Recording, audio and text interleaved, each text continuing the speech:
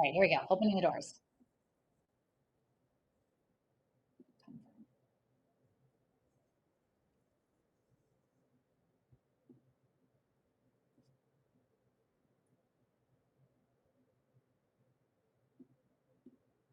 Hello, welcome everybody to Sports Innovation Lab's live webinar, read through, walk through, analyst review of our latest report, the ROI of women's sports.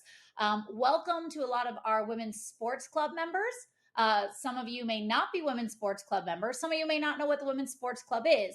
So before we officially get started with today's webinar, as we wait for some more of you to join us, we're going to kick off and get motivated and get psyched to go through this research with a quick recap video of the Women's Sports Club 2023. So enjoy, and I'll see you in a minute.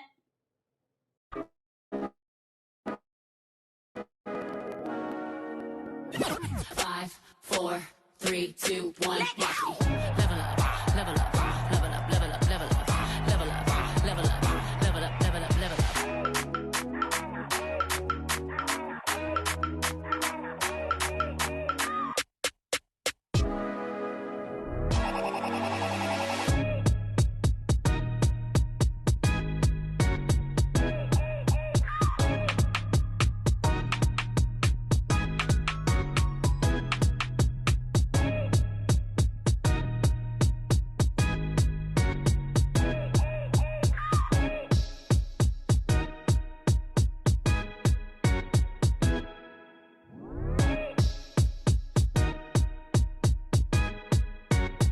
These leagues grew because it's women, it's female athletes. Like on another level. Oh, you can talk all you want. See me, I see greater. Nothing I'm afraid of, and I can have it all.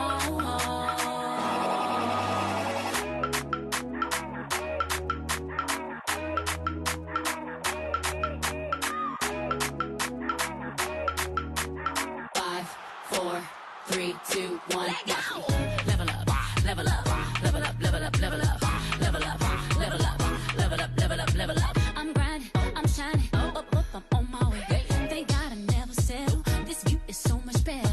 I'm chilling, I'm winning, like on another level. Level up, level up, level up, level up, level up, level up, level up, level up, level up, level up. I turn that into money. All right. If that doesn't motivate you to talk women's sports, I give up. My name is Gina Waldhorn. I'm the Chief Marketing Officer here at Sports Innovation Lab. I'm going to be your host for today's webinar, which is focused on our latest report, the ROI of women's sports. What you just watched was a recap video of our Women's Sports Club powered by Ally Financial. Shout out Ally. And if you're part of that, as I said, thank you.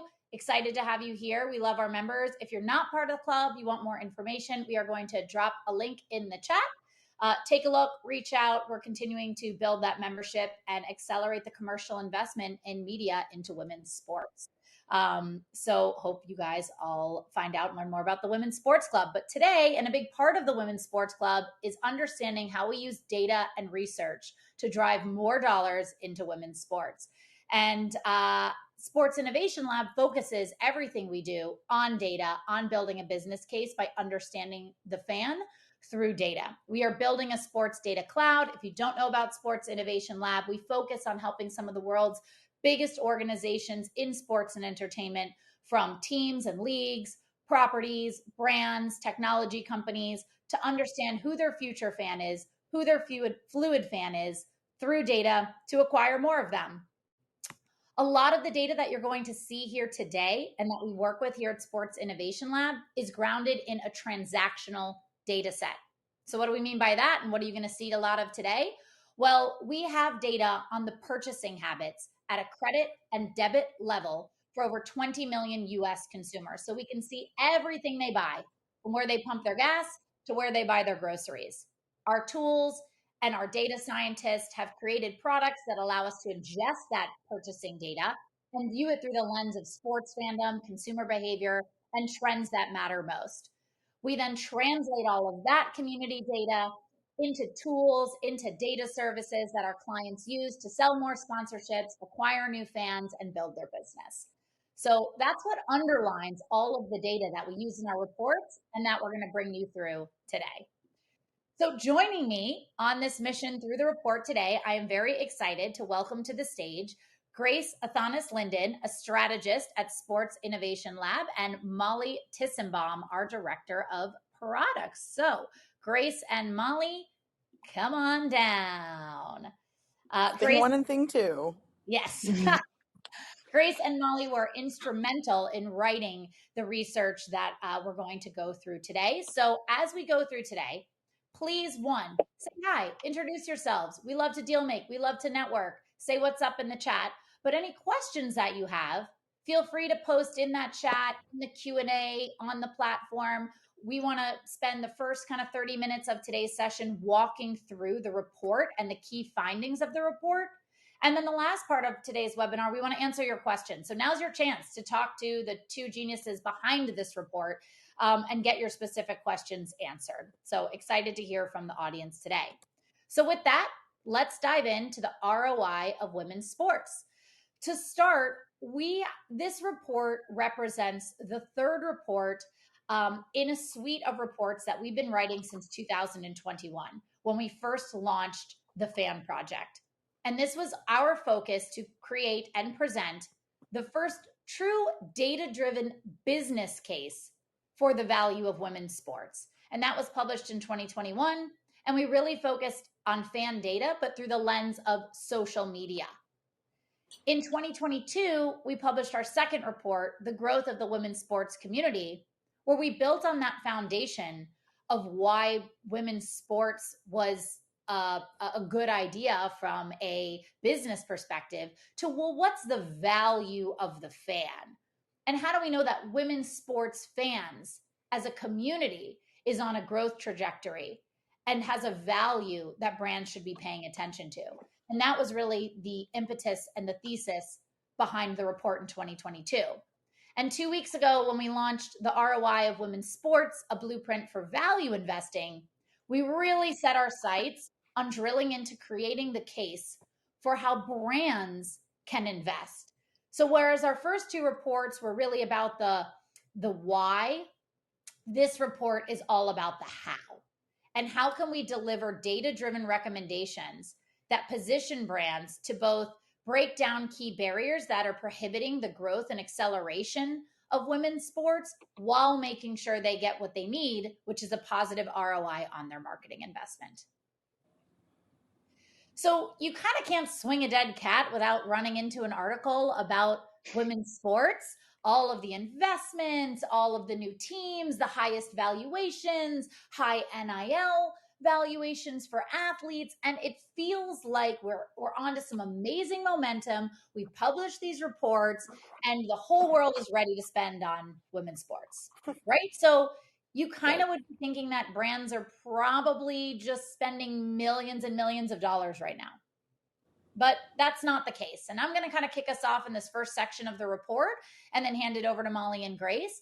When we went out to our women's sports club members and a bit beyond, and we surveyed brands, including about 25, 30 brands that are Fortune 500 brands, investing a tremendous amount in both men and women's sports.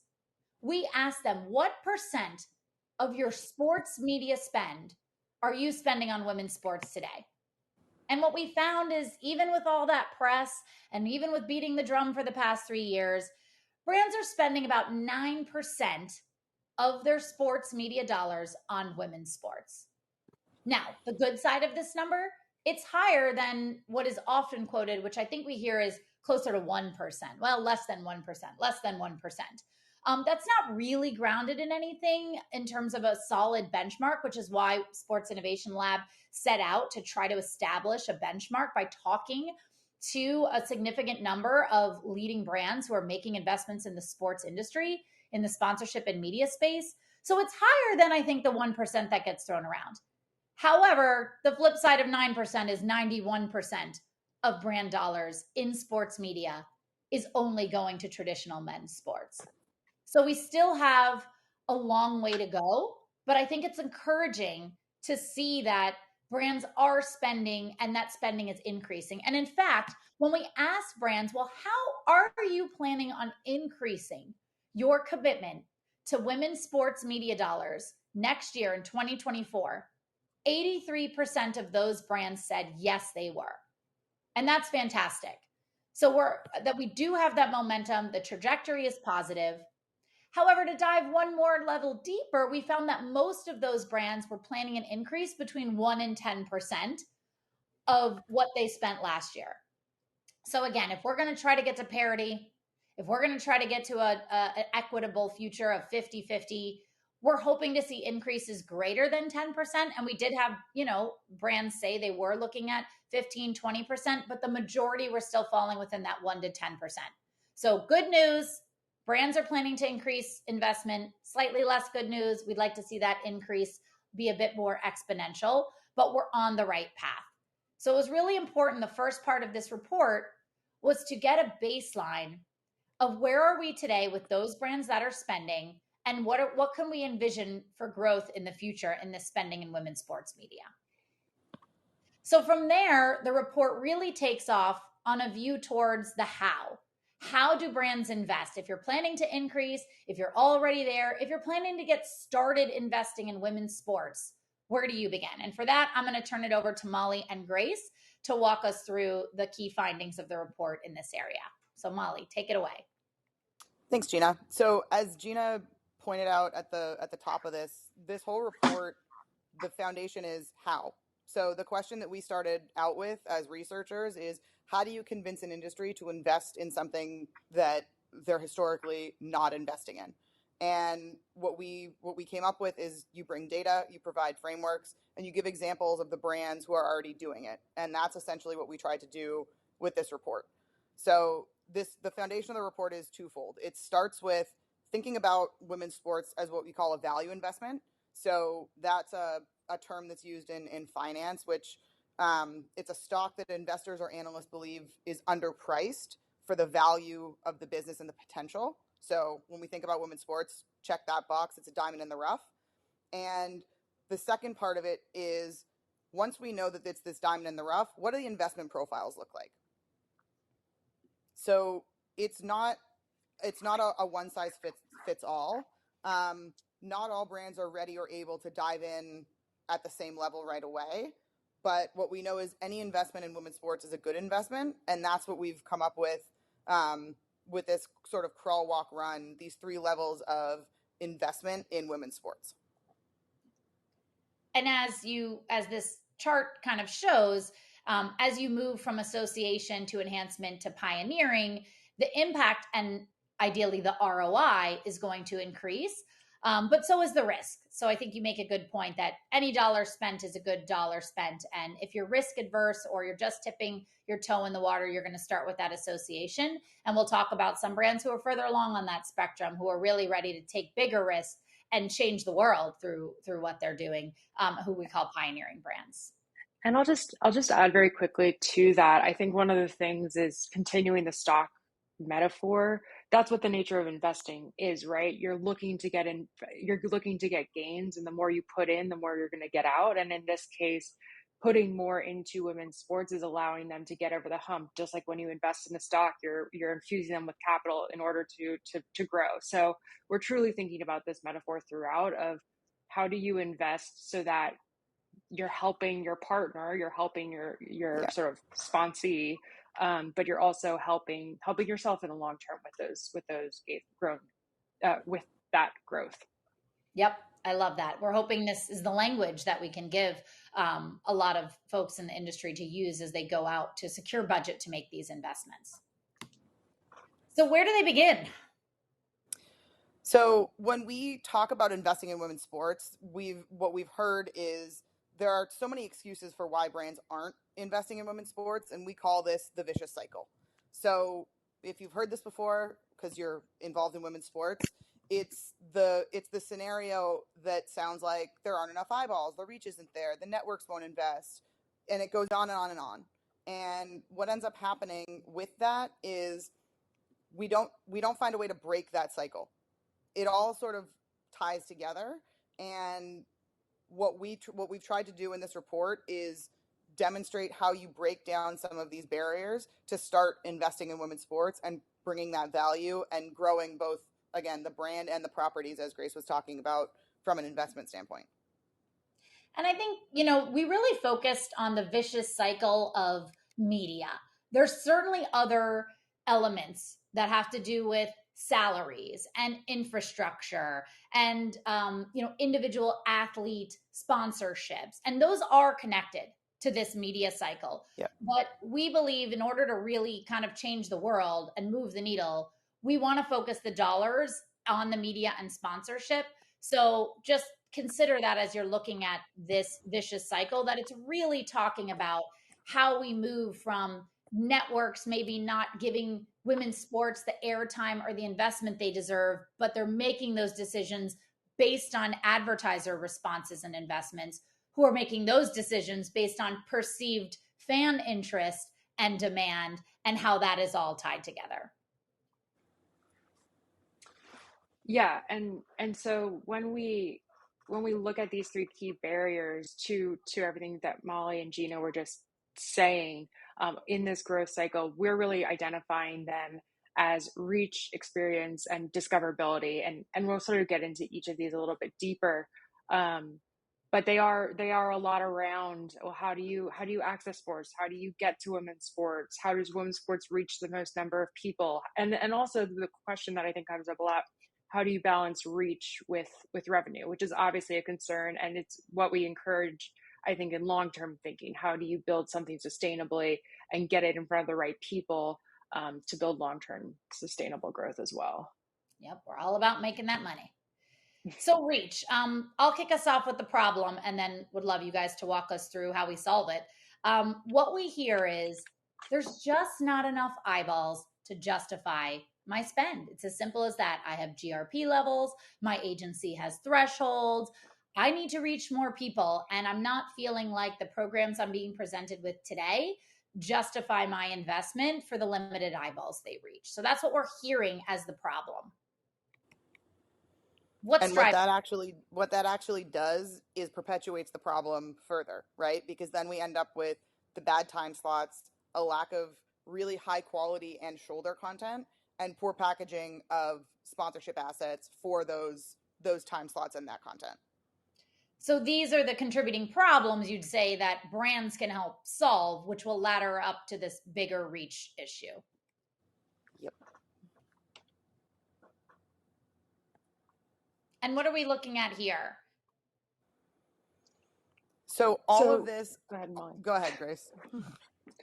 No, I was just going to say that I think one of the things that we always think about, that we're thinking about throughout this report, are what are actual barriers, what are actual issues that need to be addressed, and what are the perceptions, of the barriers. And I think this is really demonstrating that, consumers and fans want to see more of this content. They think women's sports should be highlighted more by the media. They think women's sports should get more investment, and really using that as a positive indicator of there is an interest in being able to access this sport. And so the reach isn't impossible. It's just that there are barriers to getting there, and people want to access it. So really trying to undermine that idea that there's no interest and there's no demand for the women's sports space.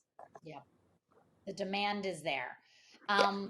And so if the future of, I think we talk a lot, and the point we try to make in the report is also that reach when it comes to women's sports and reach when it comes to the future of sports is very much anchored in a fragmented OTT driven landscape. We're seeing big technology players, big OTT players, Amazon, Apple come in. They're securing rights. The average number, and we'll talk about this in the discovery section, of OTT platforms where fans are consuming is over 10 for men's and women's leagues. So the future is in OTT. And when we dove into the data, the ROI case that we found is that, guess what? When it comes to the OTT, fans of women's sports are 20% more likely to spend on streaming networks than fans of men's sports. So we could see their average number of subscriptions, how much they were spending, how long they were spending on sports specific streaming networks.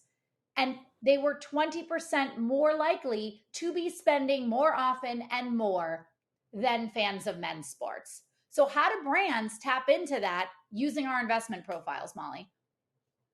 Yeah, so what we tried to do with these investment profiles is really sort of dive in on each of the three.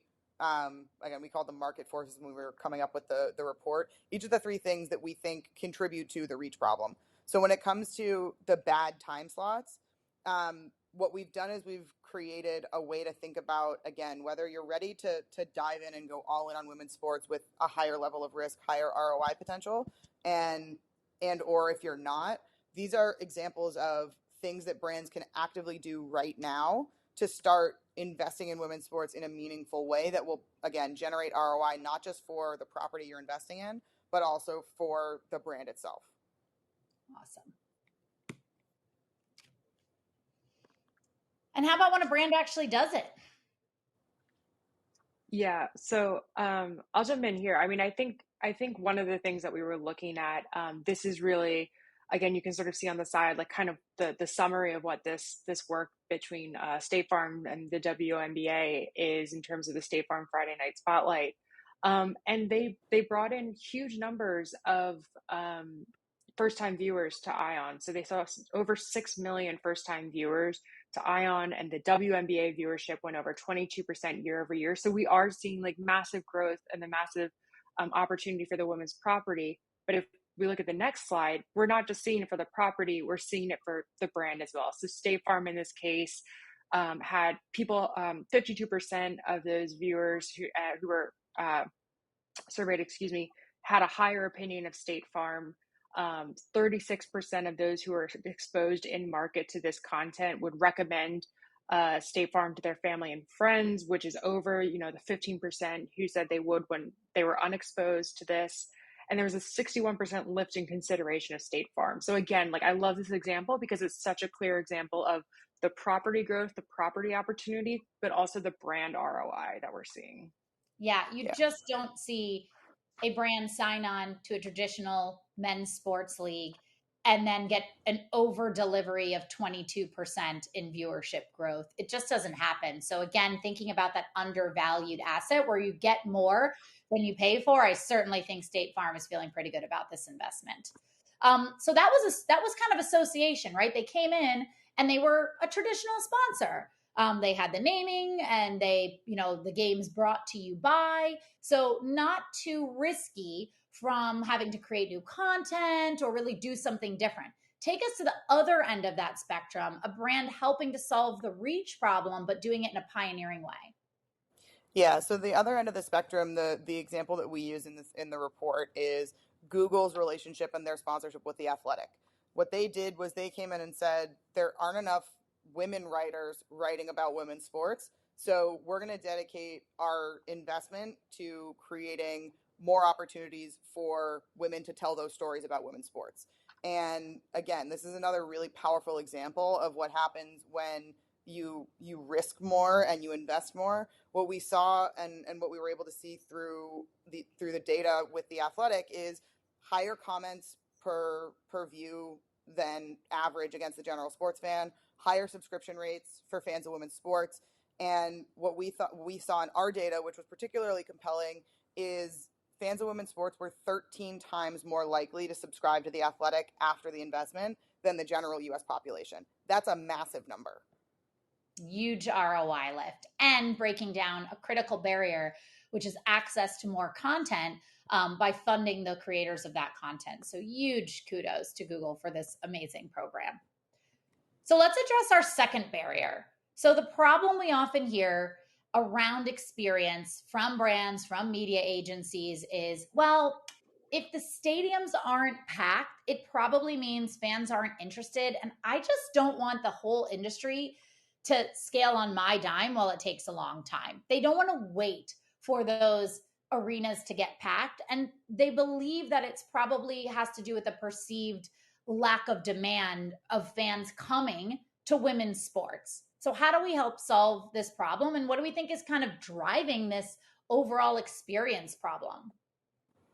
So I think in the same way that we broke down the reach problem into these like sub buckets, I think low awareness, the perceived lack of demand. So again, that's that idea that if there are empty seats, there must be a lack of demand. And ultimately, what can be a lackluster experience historically with women's sports when the fans actually do show up, that's also part of what's generating this vicious cycle that we're really trying to sort of break down. Yeah. So, what data out there exists that maybe these are perceived notions of fan interest? I love this example. Talk us through this. Yeah, I was gonna say this was a crowd favorite when we first started doing this research. So when we worked with Google and their trends data, um, to again paint a different picture of this perceived lack of demand. The idea that I'm sure everybody in the room has heard, nobody cares about women's sports. So what we did was we looked at the 9 markets that have both a WNBA team and an NBA team, and all of the search history in those markets, and the search for tickets is in the top 10 searches for 2/3 of WNBA teams. Tickets are not in the top 10 of searches for any of those NBA teams. So the headline there is NBA fans know where to get their tickets. WNBA fans don't. So when we think about the low awareness, perceived lack of demand, lackluster experience, if you're spending all your time trying to find where to buy tickets and you're already frustrated before you even walk into the building, that's what's generating this perceived lack of demand. That's awesome. That's wild. Top 10 searches, nowhere to be found for NBA. 2/3 of all the searches, the top 10 searches for the women's teams looking for tickets. Like, I just think that's an incredible, and you can't argue with the data. And then when we look at our data to kind of put a finer pin in it, if brands are still worried or concerned or not sold on the fact that fans of women's sports are valuable attendees to be reached through on-site sponsorship and on-site experience and activation through women's sports. Listen to this. 53% of fans of women's sports were paying for ticketed events, so concerts and live sporting events in 2022 versus only 38% of fans of men's sports. More fans of women's sports are going and paying for live events than fans of men's sports. And they went to an average of 3 more live events per year than men's. So this is an active, highly valuable audience of fans who are putting their money towards live events. We just need to help them find them and access them in the way that they want to access. So again, we have the grid of the investment profile showing how if you just want to get in at kind of a association level and just help to create some awareness, doing things like co-branded campaigns to drive ticket sales, or sponsoring some of the pregame experiences that clubs and teams are creating is a great way to help enhance that experience and solve that journey towards discoverability. So we have some case studies on here as well. Bring us through those. Grace, do you want to jump in or you want me to lead this one? You can please feel free, Molly. So when we looked at Rolex, one of the things that we were conscious of, again, when we do this comparison of fans of men's sports and fans of women's sports, is the size of the audience. Nobody's arguing that the size of the audience with men's sports is significantly larger because it's had so much more time to evolve. That said, brands like Rolex, when they make these investments, they're the title sponsor of all of the major tennis tournaments, the Grand Slam tennis tournaments, men's and women's, which means they're putting the exact same amount of money to men's and women's when it comes to, again, their investment in sports. But what's interesting when you think about, okay, we're going to put exactly the same amount of money in for both genders, is fans of women's sports were 9 times more likely to engage with Rolex than the general US sports audience. So fans of traditional sports were significantly less likely to engage with Rolex than fans of women's sports. And again, from an ROI perspective, what we believe to be true and what the research and the data has shown is fans of women's sports are so tremendously loyal to the brands who actually invest with their dollars that you can't get this kind of ROI just by throwing money at an NFL team or a Major League Baseball team, as an example. These are highly, highly invested fans who are willing to reward the brands that put their money where their mouths are. And I think we talk a lot about it's not apples to apples. Women's sports and men's sports are not the same thing. You can't shrink and pick. But we also know that the reality is brands and media agencies have a finite budget. And when they're thinking about sports as a vehicle to reaching consumers to drive conversion, they are considering sports through men's sports, women's sports, co-ed sports. It's one budget. So we do think it's important to have these apples to apples case studies where Rolex, I think, really does a great job to exemplify how if you have to make a decision, recognize the value that women's sports can provide today for those brands that lean in when you are thinking kind of apples to apples. And what about the this in-person experience for Arsenal? Yeah, so what this is really looking at, Two Circles did a report where they were looking at sort of the growth of women's sports, women's soccer in Europe, and they were highlighting the fact that Arsenal really saw tremendous growth in their attendance, but their attendance average when they went to the sort of like what they were calling big games. So games that were held in the big main stadium, in the men's stadium, or in the traditionally men's stadium, and not the sort of stadiums that are out of the way and difficult to access, the average attendance increased 587%. Now, the attendance still increased for all of their games, for 99% if you remove those games, but the ability to actually house big games, to sell that number of tickets, to even just make it an option, was a huge difference in both the experience. I show up and I get to be part of that crowd and be part of that experience. That's incredible. But also just have it be more accessible, or have it be easier to find the tickets to. So all of that to say, I think when we enhance the experience, when we make it feel bigger, feel like a big deal, which it should be, then we're really seeing huge returns on investment in terms of the number of ticket sales. If you build it, they will come. I think nothing is more true than this example in women's sports. They're hungry for it, they want it, and when you give it to them, they show up and it pays off. So that's that ROI. And just to call out, this is an example of an enhancement. So it wasn't groundbreaking. This had been done before, but it took a little bit of an extra lift. It wasn't quite as low level as an association to do something like finding a different venue to, put your women's sports team on a main stage. And the reason I love that use case, sorry, Gina, before we jump Yeah. ahead, is as the women's sports ecosystem continues to grow, these decisions have real impact, right? We know right now as the NWSL grows and the WNBA expands and the PWHL is starting, to play in January, those decisions about where you put your games have real tangible sort of results when it comes to, again, the ROI and the growth of the overall ecosystem.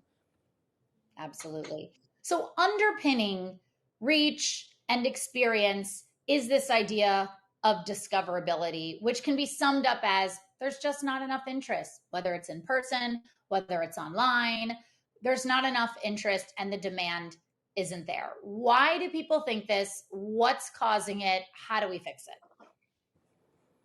Yeah, so we did basically an audit, or a market landscape analysis of where women's sports were being placed, and ultimately what we found was across the women's sports that we looked at, there was a total of 12 platforms of OTT networks, and a total of 11 linear networks that these women's sports were across, and very few of these were shared platforms.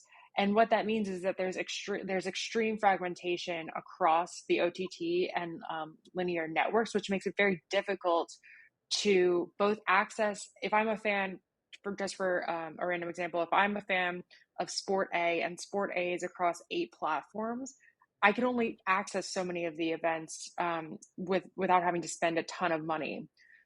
Also, if I'm a fan of Sport A and Sport B wants to make me a fan, and they don't share any of the same networks, it's that much more of a lift to convert me into a fan of Sport B.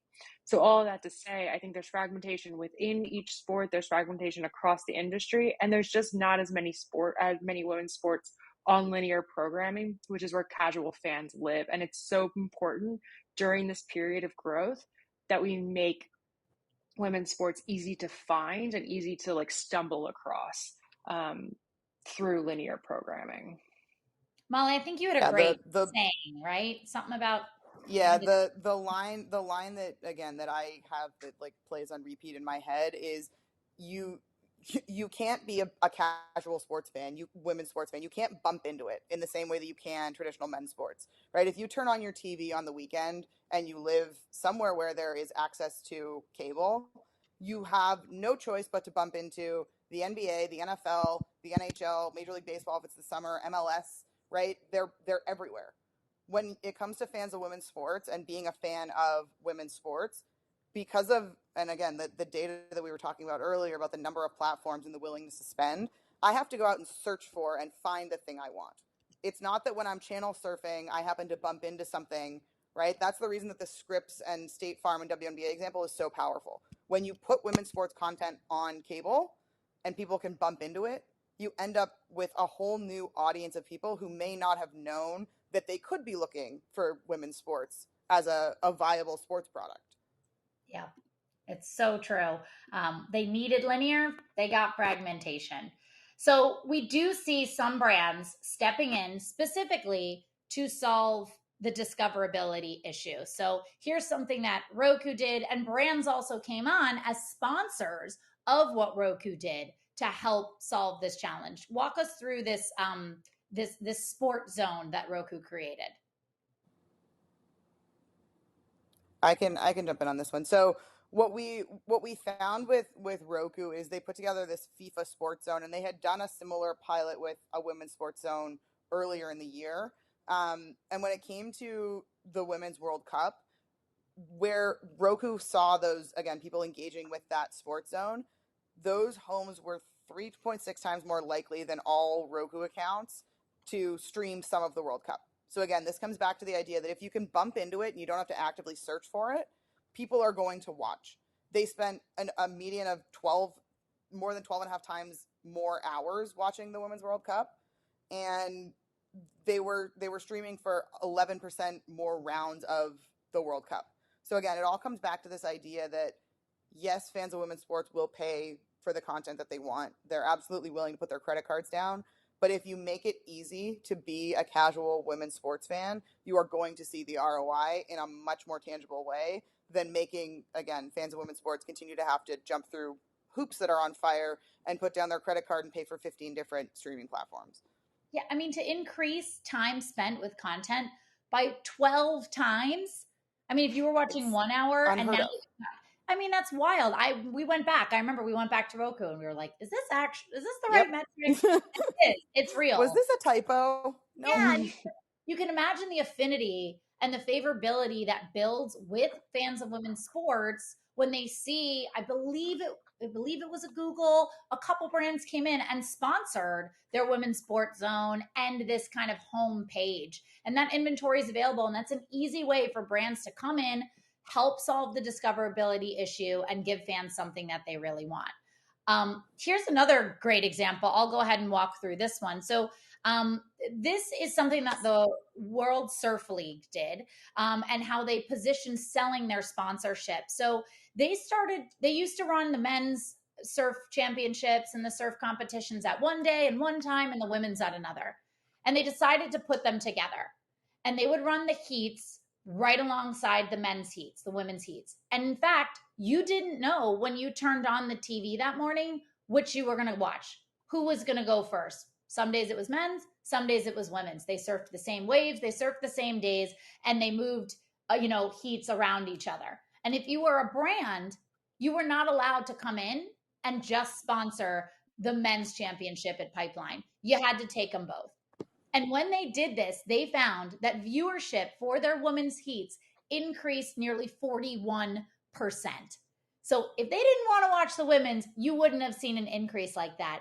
When they just tuned in and weren't sure what they were going to get, and they were able to, as Molly said, bump in to women's surfing, they stuck around and that viewership increased. And again, you just don't see traditional sports. I don't want to call anybody out, but like Major League Baseball series that just happened, we're hearing some numbers that are not on the increase.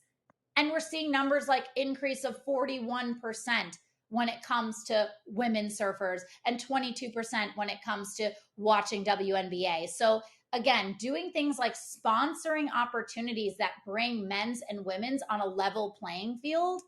Shiseido, Rip Curl, these are companies that came in and did this with with the World Surf League. So kind of how do brands kind of wrap this up and think about this investment profile and using our report to think through how they make the case internally or how they go to market or talk to their agencies or even talk to properties about investing in women's sports? I think the nice sort of visual that this puts together is there is no one right way to invest in women's sports. If you're a brand, there are lots of different avenues that you can go about, again, investing in women's sports, because what the data is showing us is right now there are no bad investments in women's sports.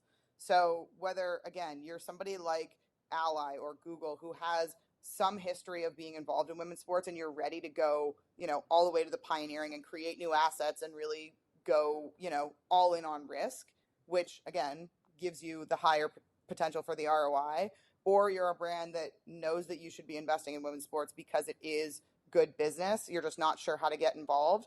The way that we've broken this down into those three sections and those three barriers, this should give you a roadmap for where to start when you think about pitching your investment and your sponsorship or talking to your partners about the problems that you want to help them solve. I love it. So we're kind of nearing the end of the report. I see some questions, so I want to answer some of those. So Molly asked, are fans of women's sports a different demographic, like having a higher income? Is that when they spend more on different events? So that's a great question. One thing we want to call out when it comes to the demographic, the biggest question we get asked are they all women? And traditionally, women spend more than men. And so, of course, it makes sense that your data says they spend more. It's all women that you're looking at. In our 2022 report, The Growth of the Women's Sports Community, where we evaluated over 14,000 fans of women's sports, we found that it was about 45-55, so almost an equal split of men and women. And as we continue to look in the data for these kind of demographics, it is not all women. So that is the first myth that we're able to dispel, that this is a healthy kind of almost equal mix of men and women when we look at fans of women's sports. And I think the second demographic is that what we did find, it is a slightly different psychographic.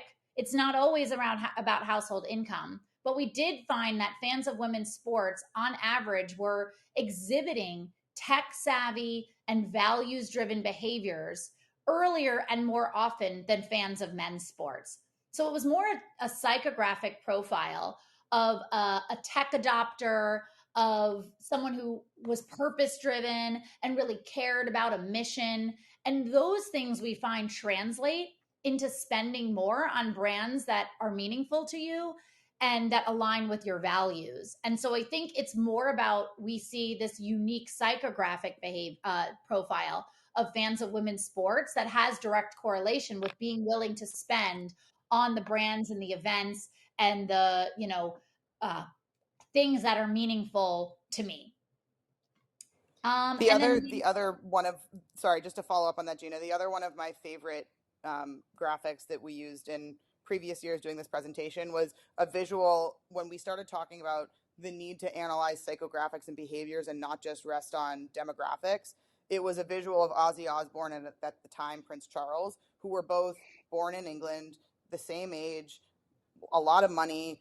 So all of the different demographic stats we lined up side by side. But the question that we asked when we put that slide together was, would you market to those two people the same way?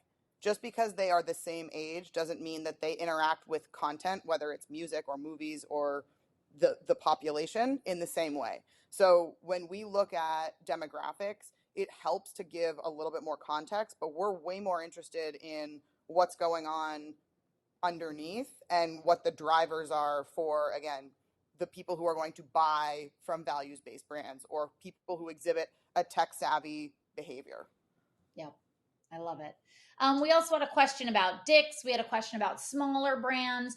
So what I'll say is, if we at Sports Innovation Lab, we do look at our purchasing data to focus on attribution. I don't have anything off the cuff on, smaller brands or that specific Dick's investment, but it's probably in our data. So if you want to reach out, Gina, Gina, at sportsilab.com or info, reach out to us, and that might be something we can look into. Interesting question from Michelle about why the NFL invested in flag football for girls as opposed to existing female football leagues, kind of the NFL kind of doing it themselves versus supporting the ecosystem.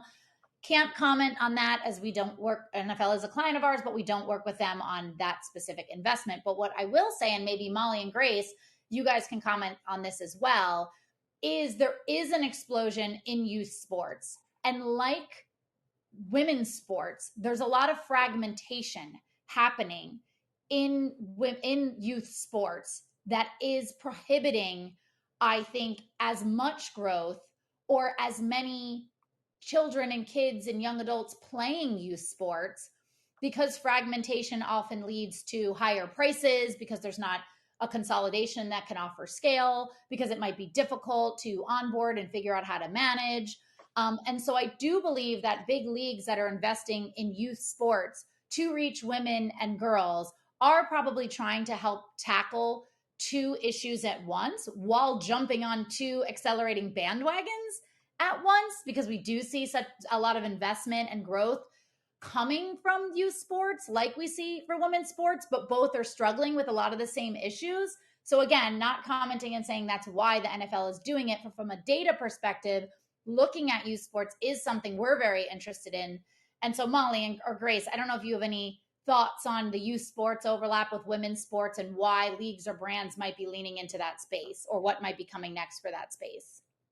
Yeah, I think that there's a lot of interesting research still to do in that space, particularly from our perspective on, um, long-term fandom growth. We've done some initial work around, well, 30% of women's fans of women's sports, or, almost a third of fan of women's sports become fans because of they played sports. And so I think when we look at leagues investing in youth sports, there's an element of, well, I want them to be in my network and be associating their positive youth sport experience with my brand.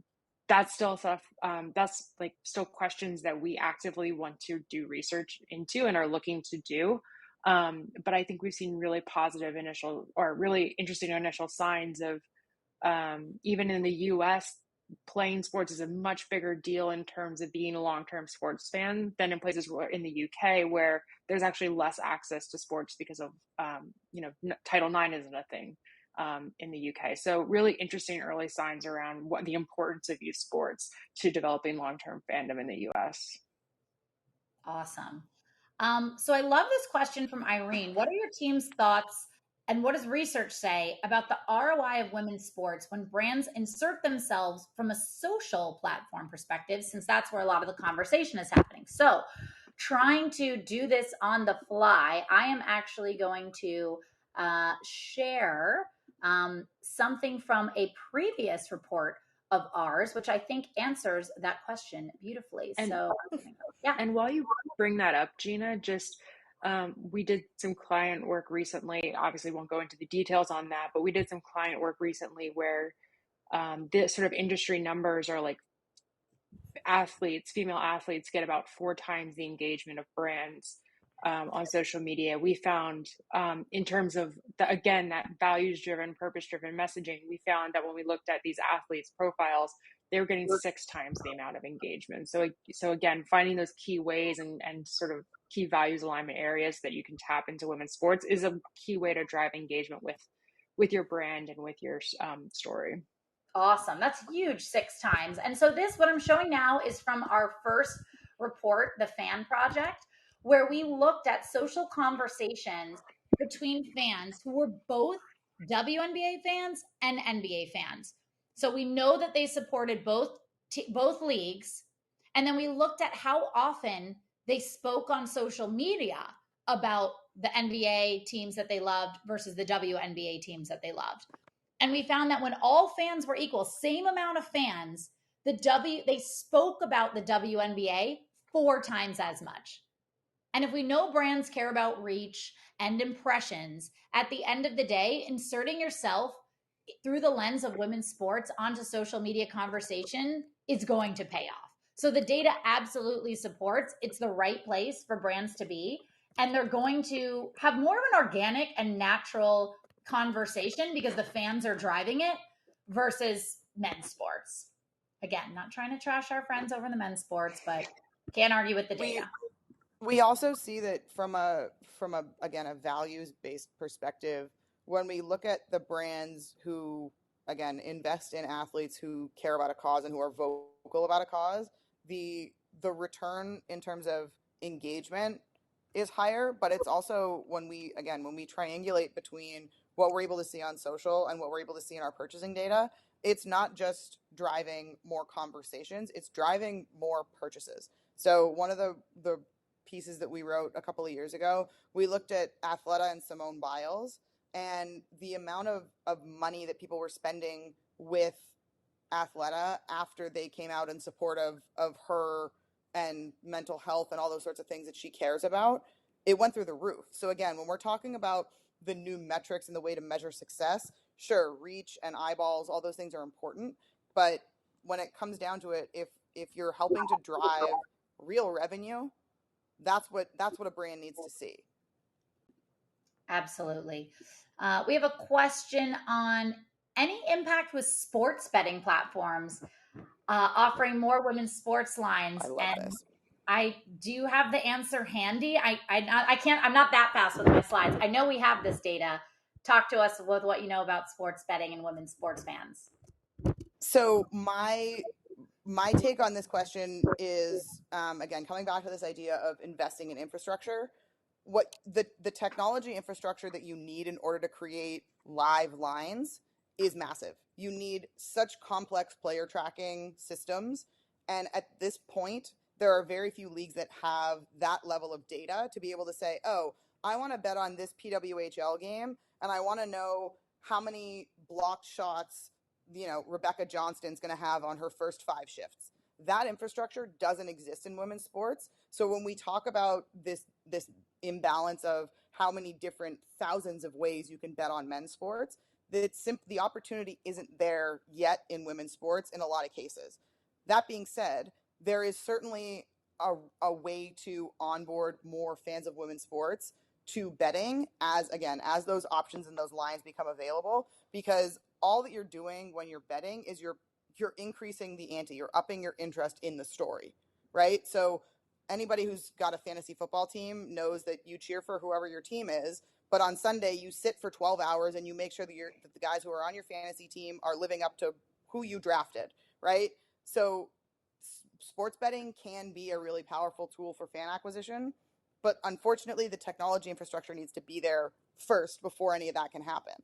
Yeah, absolutely. That's great perspective. And I think some of the data we've looked at in the past has shown, again, because they care, because they're so invested, they're willing to spend and sometimes outspend even what we've seen fans of men's sports, but they need a vehicle to place those bets. Yep. So I think that's definitely a constantly evolving space. Awesome. So we're just kind of coming up to the end of our webinar. I want to leave everyone here with, two things.